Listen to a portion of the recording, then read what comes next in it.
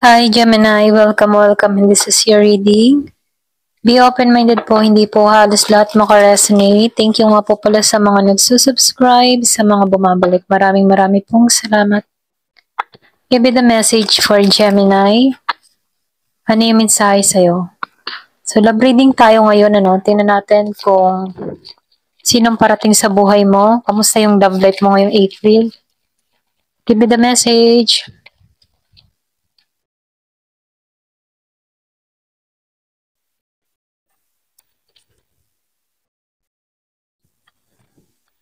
Yung iba sa inyo, nakikitaan ko dito na meron kang pag-aayos na ginagawa sa sarili mo, may pag-aaruga kang ginagawa. Iba sa inyo, andito ka sa pagiging mong independent. Nakikitaan ko dito, iba sa inyo single mother, pero kahit single mother ka, malakas yung appeal mo, malakas yung charisma mo. Meron ding single father, okay? Nagiging kang mabuting ina, mabuting ama sa anak mo. Andun yung priority mo.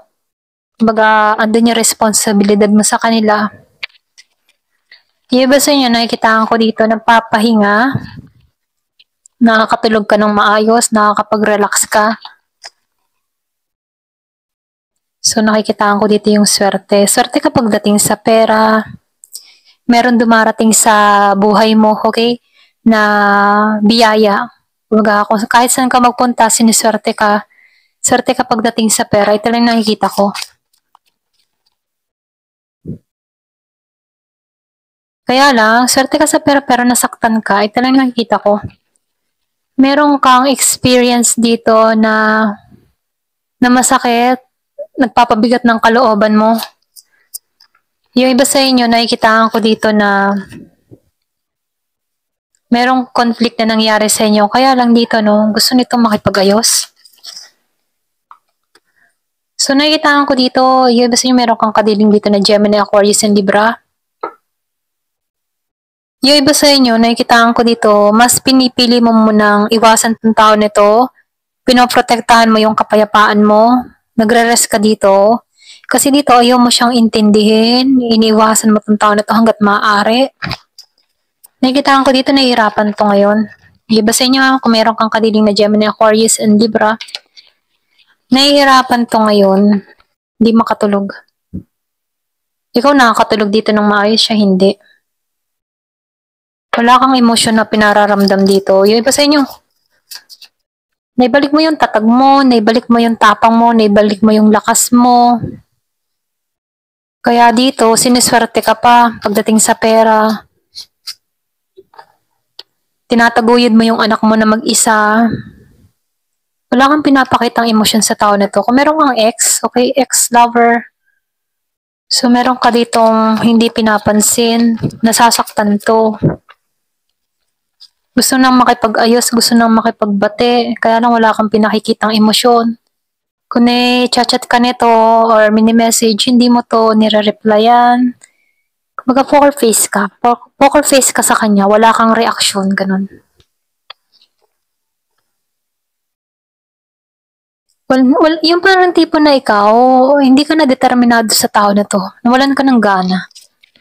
Tuloy nakikita ko, kung yung iba sa'yo meron ka din kadiling dito na Scorpio, Cancer, and Pisces, and Aries, Leo, Sagittarius. Nawalan ka ng gana dito dahil sa away. Ninyong dalawa ito na nakikita ko. Ayaw mo makipag-ayos. Mas pinipili mo yung kapayapaan mo. Mas pinipili mo yung katahimikan mo. Ganon. Ganon yung energy mo. Ayaw mong intindihin to. Hindi ka na kasi masaya sa relasyon na to. Ayan. Hindi ka na masaya sa connection na yon. Okay? Kasi kaya mo naman mag-isa. Ito lang nakikita ko. Kaya mo mag-isa. Kaya mo itaguyod yung anak nyo. Hindi mo kailangan tong tao na to para mapasaya ka. Kasi kaya mo maging masaya kahit wala siya. Ito lang nakikita ko dito. Kaya dito, itong tao mo, hindi to makatulog, nag-iisip. Stress. Wala na siyang, nawala na ng pag-asa. Ganon. Or pwede rin ikaw nawalan ka na ng pag-asa sa tao na to. Binitawan mo na siya. Wala ka na kasing nararamdaman. Okay? Wala ka na nararamdaman sa tao na to yan. Pasensya sa ingay. Wala ka na nararamdaman sa tao na to. Passion. Maging sa affection. Okay? Wala ka ng, kahit magtabi kayo, wala nang init. Okay sa inyong dalawa. Wala nang ganun. Kumbaga, hindi ka na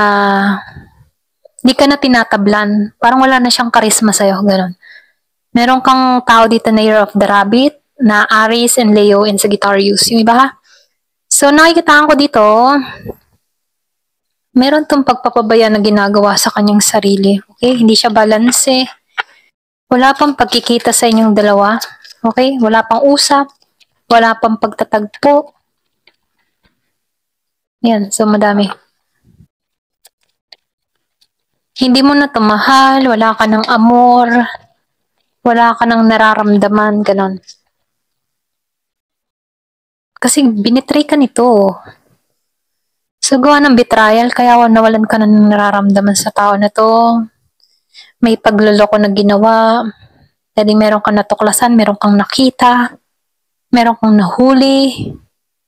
Kaya dito lumayo ka, inasikaso mo na lang yung sarili mo, nag-ayos, nagpaganda, kontento ka kung anong meron ka, sinuswerte ka pagdating sa pera. Kaya lang itong tao mo, nawawalan ka, or wala ka ng pag-asa sa tao mo, ganun. Wala ka ng amor, wala ka ng nafe-feel sa kanya. Yung iba sa inyo pwedeng tinapos mo na to, ganun. Tinapos mo na tong connection na to. So, lumabas ramdam mo sa sarili mo hindi mo siya kapalaran. Or hindi mo siya katadhana, ganun. Alam mo sa sarili mo, ay hindi to para sa akin. Kaya binitawan mo na lang to. Hindi ka naging mapala dito, kaya binitawan mo na siya, ganun.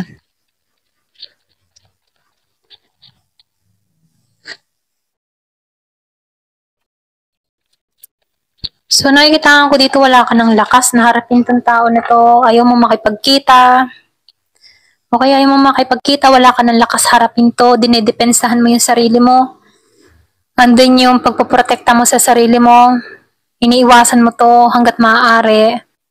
Ayaw mo siyang intindihin. Pagod ka na. Ganun, okay? Ayan, so sumuko ka na. Sumuko ka na sa tao na to. So, lumalabas X. Ito rin nakikita ko. Wala akong nakikitang bago sa panahon ngayon, ngayong Abril. Nakatuon ka lang sa sarili mo. Sarili mo paglagwat sa kaperahan mo. Ganun. Give me the message.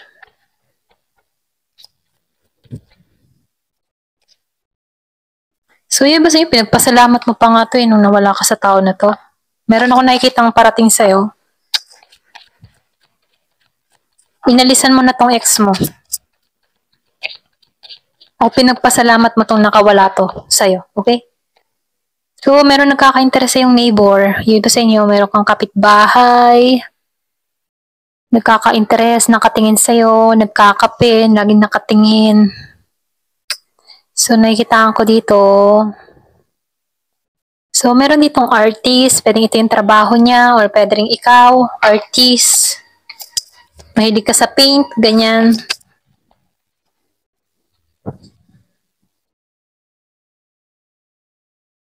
So, meron ditong serendipity. So, nakikitaan ko dito, merong magandang kapalaran bagong simulan naghihintay sa'yo. Itong mga nangyaring pagsubok sa'yo, meron tong magandang bunga para sa'yo, okay? Yung iba sa inyo, surfer. Or pwede rin sabihin, meron kang makilala dito na surfer. Pwedeng bago rin to patungo sa'yo. Meron ding neighbor. Ito rin nakikita ko dito. Mahilig magdagat. So, ipagpatuloy mo yung pagdadasal mo. Okay? Meron kang pinagdadasal or minumungkahi dito, mag-meditate ka. Pag stress ka na, mag-meditate ka. Magpatugtog ka ng music na pang-relax.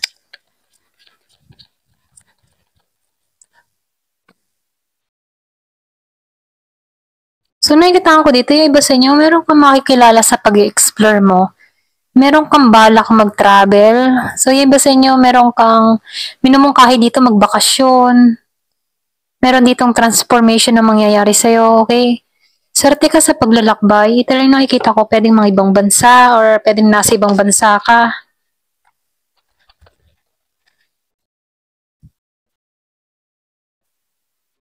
So, nakikita ko rin dito, meron ditong tao